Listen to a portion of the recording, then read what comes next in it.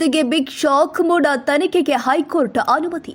CM Siddaramaiah ಸಲ್ಲಿಸಿದ ಅರ್ಜಿ ವಜಾಗೊಂಡಿದ್ದು, ಸಿದ್ದು ವಿರುದ್ಧ ಮೂಡ ಹಗರಣದ ತನಿಖೆಗೆ ಹೈಕೋರ್ಟ್ ಅನುಮತಿ ನೀಡಿದ್ದು, ಸಿದ್ದರಾಮಯ್ಯ ಅವರಿಗೆ ಈಗ ಬಿಗ್ ಶಾಕ್ ಎದುರಾಗಿದೆ.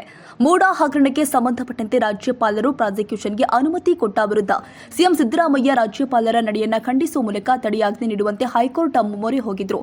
ಕಳೆದ 1 ತಿಂಗಳಿನಿಂದ ವಾದ ವಿವಾದ ಆಲಿಸಿದ ಹೈಕೋರ್ಟ್ ಸಿಎಂ ಸಿದ್ದರಾಮಯ್ಯ ಸಲ್ಲಿಸಿದ ರಿಟ್ ಅರ್ಜಿಯನ್ನು ವಜಾಗೊಳಿಸುವುದರ ಮುಖೇನ ರಾಜ್ಯಪಾಲರು ಪ್ರಾಸಿಕ್ಯೂಷನ್ಗೆ ನೀಡಿದ ಕ್ರಮವನ್ನು ಹೈಕೋರ್ಟ್ ಎತ್ತಿ ಹಿಡಿದಿದ್ದು, ಸಿಎಂ ಸಿದ್ದರಾಮಯ್ಯ ವಿರುದ್ಧ ಮೂಡ ಹಗರಣದ ತನಿಖೆಗೆ ಅನುಮತಿ ಕೊಟ್ಟಿದೆ. ಚಂದ್ರಶೇಖರ್ ಸೋಮಣ್ಣವರ